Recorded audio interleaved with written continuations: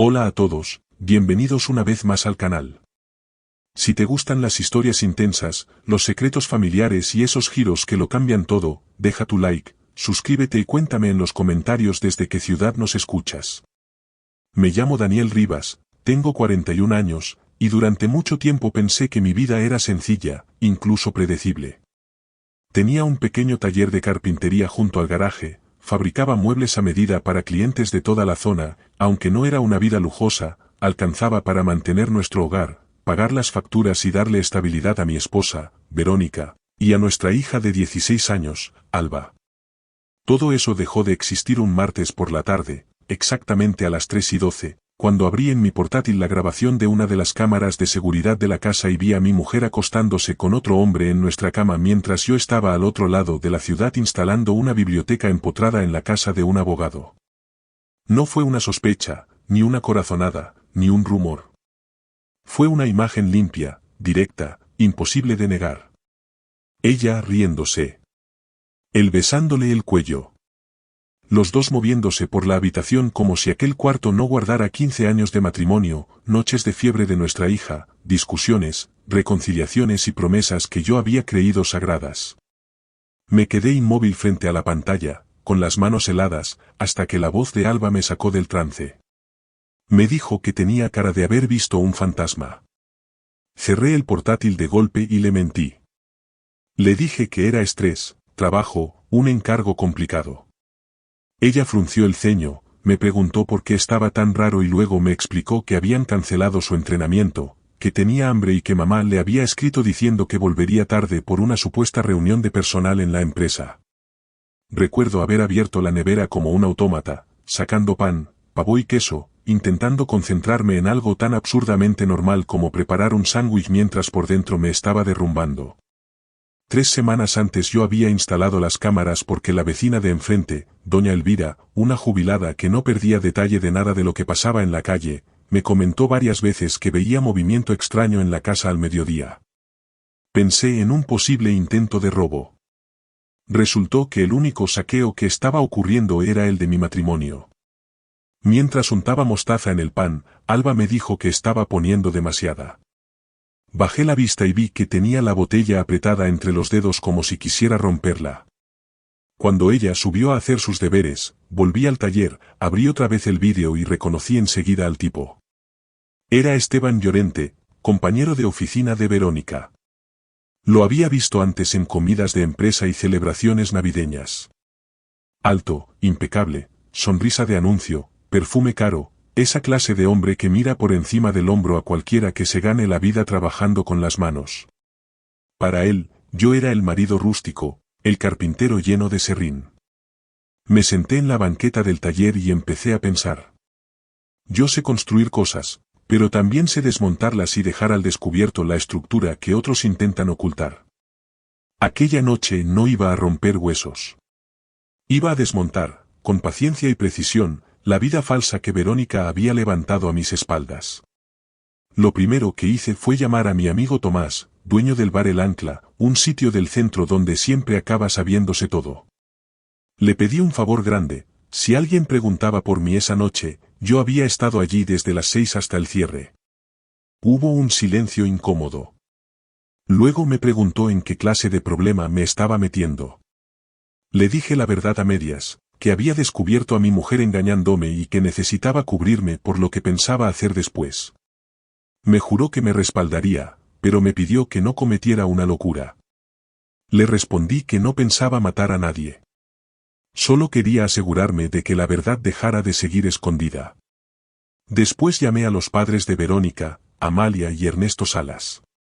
Vivían en una casa antigua en la avenida del Olmo. Gente seria, de misa dominical, de reputación intachable, de los que todavía creen que la palabra dada vale más que cualquier contrato. Les dije que necesitaba hablar con ellos esa misma noche y que era mejor que ambos estuvieran sentados. A las 8:45 llegué con el ordenador en la mochila. Amalia me abrió con una sonrisa cordial que desapareció en cuanto me vio la cara. Nos sentamos en su salón, rodeados de retratos familiares, madera oscura y un silencio pesado. Les expliqué que había puesto cámaras en casa por seguridad y que lo que había encontrado era otra cosa. Giré la pantalla hacia ellos y reproduje el archivo. Amalia se tapó la boca. Ernesto pasó del desconcierto a la furia en cuestión de segundos. Me pidió que lo quitara. Cuando lo hice, les dije que no se trataba de un accidente aislado. Había más grabaciones, otros días, otras entradas, otras mentiras. Ernesto se levantó con los puños cerrados y murmuró que no podían haber criado a su hija para algo así. Yo les dije que lamentaba hacerles pasar por aquello, pero necesitaba que supieran la verdad antes de lo que iba a suceder. Amalia, llorando, me preguntó qué pensaba hacer. Le respondí que ya no iba a seguir protegiendo a una mujer que había usado mi casa, mi cama y mi confianza como si no valieran nada. Quería que quienes la rodeaban supieran qué clase de persona era realmente. Ernesto asintió despacio, con una dureza que me sorprendió, y dijo que si su hija había cavado su propia fosa moral, tendría que hacerse cargo. A la mañana siguiente puse en marcha el siguiente paso. Le dije a mi ayudante del taller que tenía un problema familiar y que no me vería en varios días. Después llamé a Verónica al trabajo y fingí total normalidad. Le conté que había surgido un encargo urgente en Zaragoza para amueblar el comedor de un cliente adinerado y que tendría que irme esa misma tarde hasta el viernes. Intentó sonar sorprendida, pero en su voz había una alegría mal disimulada. Me dijo que el dinero extra nos vendría bien y que le daría un beso a Alba de mi parte cuando llegara del instituto. Colgué y llamé a doña Elvira. Le pedí que, ya que yo estaría fuera, echara un ojo a la casa y estuviera atenta a cualquier movimiento raro. La mujer casi se ofendió de que se lo tuviera que pedir. Vigilar el vecindario era su actividad favorita. Pasé las horas siguientes en el ancla tomando cerveza sin saborearla. Cerca de las 4:30 recibí un mensaje de Verónica diciendo que Esteban iría a cenar a casa para revisar unos documentos de un proyecto importante. Me pidió que no la esperara despierto cuando llegara a Zaragoza. Leí aquello y sonreí con una frialdad que ni yo mismo reconocí. A las 6:30 aparqué 3 calles más abajo y rodeé la parte trasera de la finca por la zona arbolada. Desde allí tenía vista directa a una de las ventanas del dormitorio principal, justo al lado del viejo fresno donde años atrás habíamos colgado un columpio para Alba y donde, cuando todavía creíamos en él para siempre, Verónica y yo grabamos nuestras iniciales en la corteza. A las 7:10 apareció el coche de Esteban, un sedán gris brillante. Lo vi bajar con una botella de vino y un ramo de flores, como si fuera el protagonista de una comedia romántica en lugar del hombre que estaba entrando en la cama de otro. Llamé al teléfono fijo de la casa. Verónica contestó con la respiración ligeramente alterada. Le dije que había llegado bien al supuesto viaje. Ella tartamudeó una excusa sobre unos papeles y confirmó que Esteban estaba allí. Yo le dije que no trabajara demasiado y que la quería. Ella respondió con un «yo también», tan rápido y tan falso que me dio náuseas. Poco después los vi cruzar el salón y subir las escaleras. Esperé media hora más. Entré en silencio con mi llave, escuchando desde abajo sonidos que me revolvían el estómago. Fui hasta el armario del pasillo y saqué un bate viejo que guardaba desde mis años de instituto. No pensaba usarlo, pero quería que el mensaje quedara claro si alguien intentaba hacerse el valiente. Luego llamé a Ernesto y le dije que subieran de inmediato. 10 minutos después, él y Amalia estaban frente a la puerta, pálidos, tensos, oyendo desde el jardín lo que salía por la ventana entreabierta del cuarto. Amalia murmuró algo que sonó a oración rota. Abrí la puerta y les pedí que pasaran. Subimos los 3 la escalera, unidos por una rabia helada. El dormitorio estaba cerrado, pero no tenía pestillo. Giré el pomo lentamente y empujé.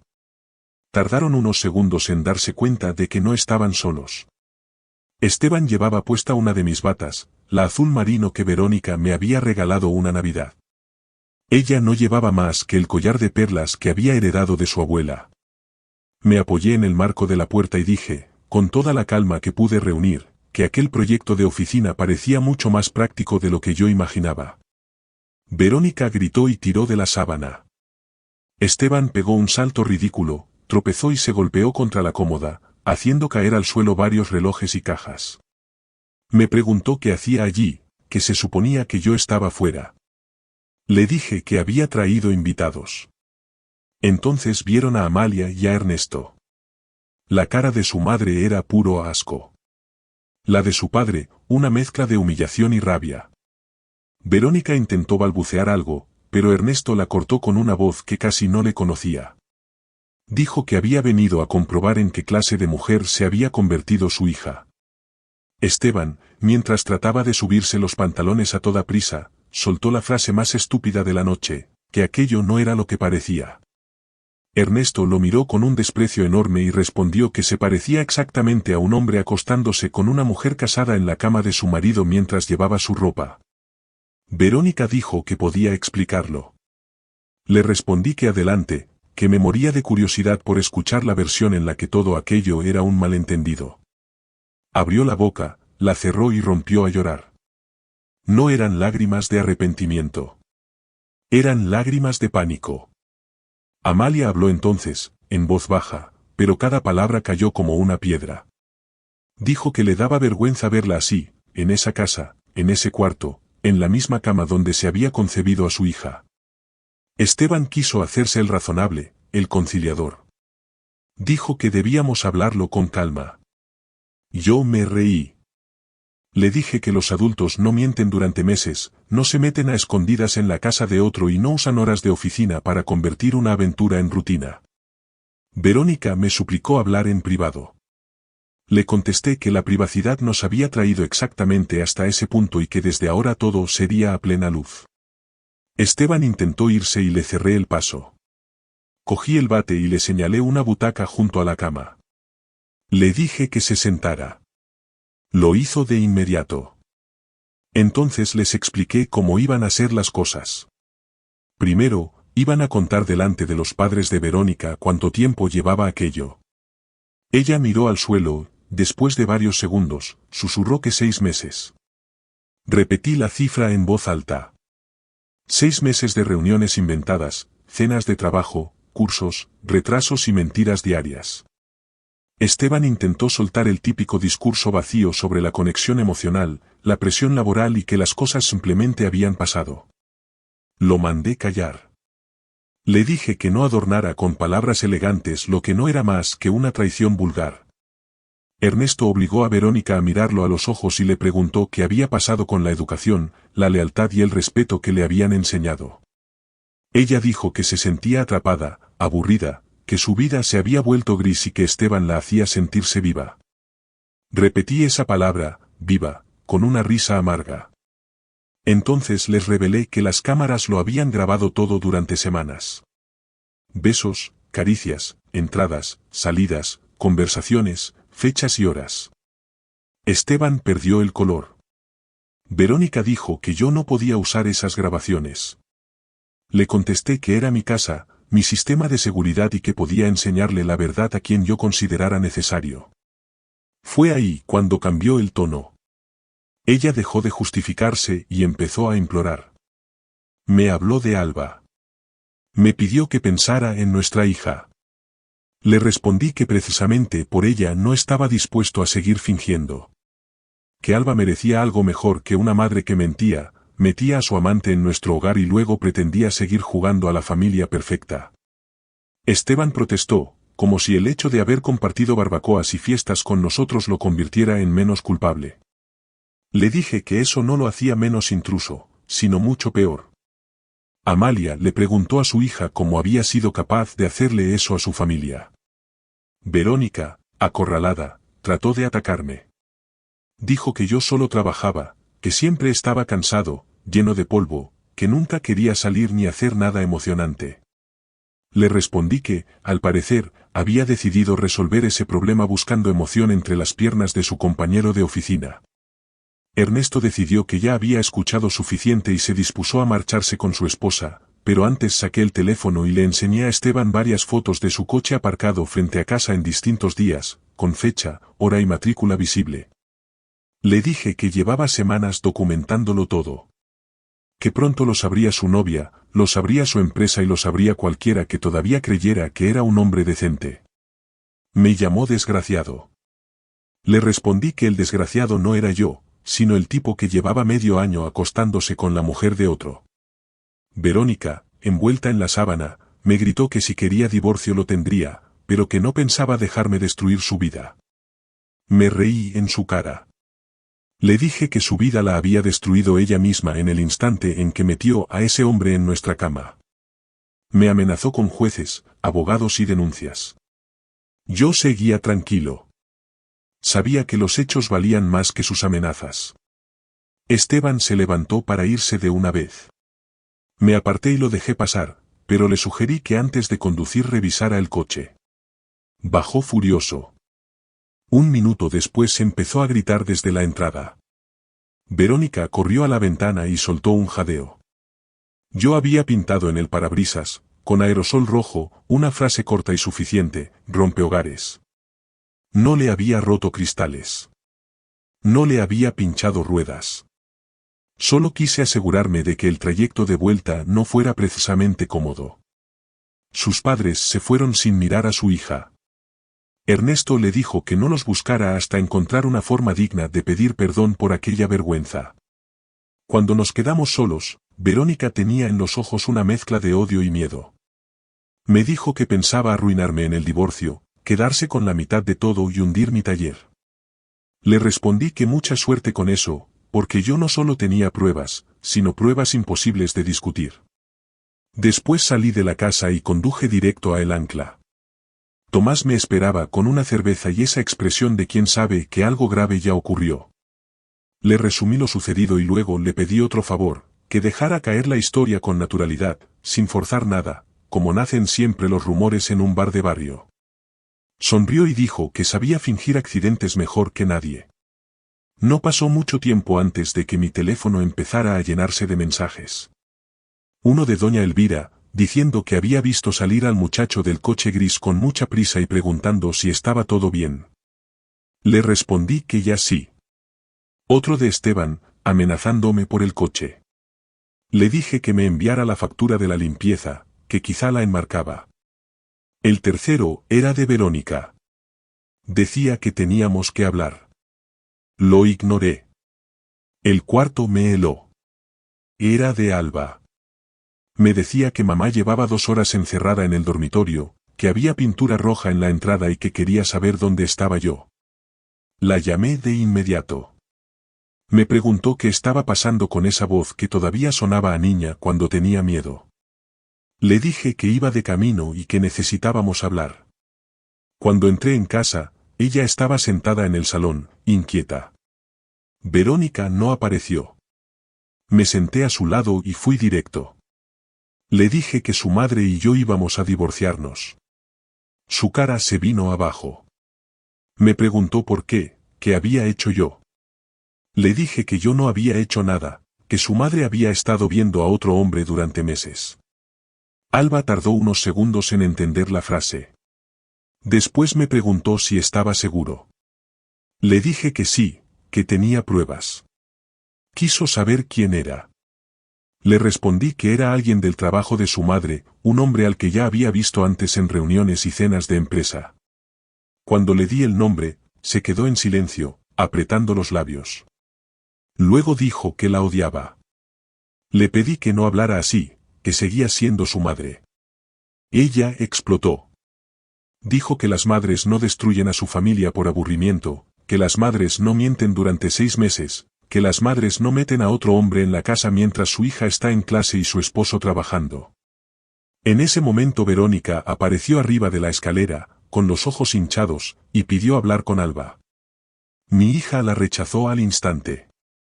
Verónica trató de refugiarse en la típica frase de que los adultos son complicados y las relaciones también. Alba se puso de pie y le respondió que entendía perfectamente lo que eran el engaño, la mentira y la traición. Verónica quiso acercarse, pero Alba subió a su cuarto y empezó a meter ropa en una bolsa. Abajo, Verónica se volvió hacia mí suplicando ayuda para arreglarlo. Le respondí que eso ya estaba roto de una forma que no se arregla. Dijo que había sido un error. Le contesté que un error es olvidar comprar pan, no mantener una doble vida durante medio año. Cuando Alba bajó con su bolsa, anunció que había llamado a sus abuelos y que se iría con ellos unos días porque no soportaba seguir bajo el mismo techo. Verónica lloró y le pidió que no se fuera.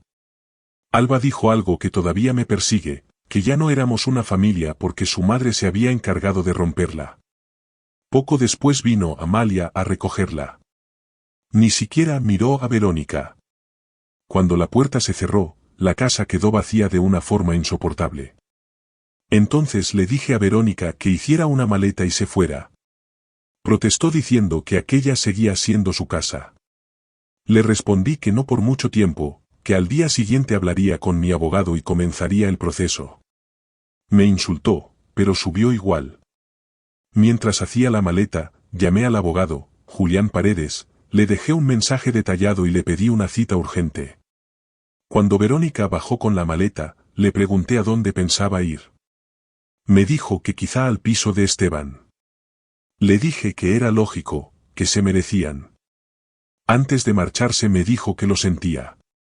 Le respondí que no sentía haberlo hecho, sino que la hubieran descubierto. Después de que salió, me serví un whisky y me quedé en el taller mirando los muebles que había construido con mis manos, pensando que todo lo que importaba se había hecho pedazos en cuestión de horas. Pero aún no había terminado. A la mañana siguiente hablé con Julián. Me confirmó que con las pruebas que tenía, el divorcio me favorecía mucho. También le pregunté por Esteban. Me dijo que si había entrado repetidamente en mi propiedad sin mi consentimiento, eso complicaba bastante su situación, aunque lo más importante era consolidar la demanda y asegurar la custodia. Entonces llamé a la directora regional de la empresa donde trabajaban Verónica y Esteban, una mujer llamada Clara Montero a la que había conocido en eventos corporativos. Le dije quién era y por qué llamaba. Hubo un silencio largo cuando escuchó la acusación. Le expliqué que tenía grabaciones y una cronología detallada que demostraban que ambos habían usado horario laboral y habían mentido sobre reuniones y tareas para mantener su relación. Me preguntó si estaba seguro de querer seguir por ese camino porque, una vez recibidas las pruebas, la empresa tendría que actuar. Le dije que estaba completamente seguro. Pasé 2 horas editando las grabaciones, preparando un archivo ordenado con fechas, horas, tomas del coche en la entrada, fragmentos de audio, rostros visibles y un resumen claro de los días en que habían usado tiempo de trabajo para verse en mi casa. Se lo envié todo. Después llamé de nuevo a doña Elvira y le agradecí su vigilancia. Le conté, sin entrar en detalles innecesarios, que su intuición había sido acertada y que mi matrimonio había terminado por una infidelidad. La mujer, como era de esperar, tardó poco en convertir la noticia en conocimiento público del barrio. Al mediodía me llamó Esteban. Entró insultando. Dijo que Clara lo había llamado a su despacho, que había visto el vídeo y que tanto él como Verónica estaban suspendidos mientras investigaban el caso. Fingí sorpresa. Me acusó de destruirles la carrera por un asunto personal. Le respondí que dejó de ser solo personal cuando empezaron a usar horario de oficina y recursos de la empresa para su aventura, y cuando él empezó a entrar en mi casa como si le perteneciera. Dijo que nunca quisieron hacer daño, que las cosas simplemente se dieron. Le respondí que no, que cada mentira había sido una decisión. Luego llamó Verónica, llorando. Me rogó que hablara con su jefa y dijera que todo había sido un malentendido. Le contesté que el malentendido era pensar que después de lo que había hecho yo iba a cubrirla. Me prometió cortar con Esteban, ir a terapia, hacer cualquier cosa. Le respondí que ya me había mostrado quién era de verdad y que yo no quería pasar el resto de mi vida al lado de una mujer así. Esa noche Alba me llamó desde casa de sus abuelos. Me dijo que estaba triste y furiosa, pero también orgullosa de que yo no hubiera agachado la cabeza. 2 días después me llamó Julián con novedades. Verónica había contratado a un abogado mediocre que intentaba impugnar las grabaciones alegando invasión de intimidad. Julián se rió de esa estrategia y me aseguró que no se sostenía. Luego añadió la mejor parte: la empresa había despedido a ambos por incumplir la normativa interna y por mantener una relación inapropiada durante horas de trabajo. Sentí una satisfacción fría. No fue euforia. Fue simplemente la sensación de que, por fin, las consecuencias habían alcanzado a quienes debían. La pieza final llegó el fin de semana siguiente. Tomás me llamó temprano y me dijo que bajara al bar. Esteban estaba allí, borracho, despotricando contra mí delante de cualquiera que quisiera escucharlo. Cuando entré, lo oí decir que yo era un loco controlador que había arruinado su vida por nada. Le respondí desde atrás que 6 meses acostándose con la esposa de otro no me parecían precisamente nada. El bar entero se quedó en silencio.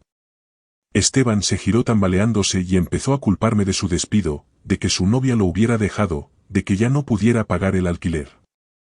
Le dije que todo eso no se lo había hecho yo, sino él mismo.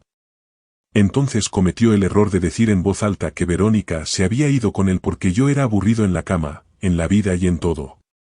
Lo agarré de la camisa y lo estampé contra la barra. No le pegué. Ni una sola vez. Solo lo miré de cerca y le dije que si quería hablar de fracaso, de mediocridad y de hombres desesperados, empezara por mirarse al espejo. Lo solté. Intentó lanzarme un golpe torpe, falló y acabó cayendo contra una mesa. Tomás llamó a un taxi y entre 2 hombres lo sacaron del local mientras seguía mascullando amenazas que ya no significaban nada. Ahí entendí que todo había terminado. Verónica había perdido el trabajo, la confianza de sus padres, la relación con su hija y el hogar. Esteban había perdido su empleo, su pareja, su reputación y cualquier resto de orgullo. Su aventura les había costado mucho más de lo que imaginaron cuando empezaron a jugar con fuego en mi propia casa. Una semana después Alba volvió conmigo. Pedimos pizza, vimos películas en el salón, por primera vez en mucho tiempo, respiré sin sentir que algo me aplastaba el pecho. En medio de una pausa publicitaria me dijo que se alegraba de que yo hubiera luchado y no hubiera dejado que se salieran con la suya. Le dije que yo también. 6 meses más tarde, el divorcio quedó cerrado. Me quedé con la casa, con la mayor parte del tiempo de custodia de Alba y con casi todo lo que habíamos construido de verdad. Verónica recibió una compensación menor y visitas limitadas. Se marchó a otra provincia con los ahorros que le quedaban. Esteban, según supe después, terminó viviendo otra vez con sus padres. Yo seguí con las cámaras instaladas. No por miedo a los ladrones, sino porque aprendí de la peor manera que a veces la amenaza no entra forzando la puerta. A veces ya vive dentro, sonríe, te besa y espera que nunca mires con suficiente atención. Y hasta aquí la historia de hoy. Si te impactó, deja tu like, suscríbete al canal y cuéntame en los comentarios qué habrías hecho tú en una situación así. También puedes decirme desde qué país o ciudad me escuchas. Nos vemos en la próxima historia.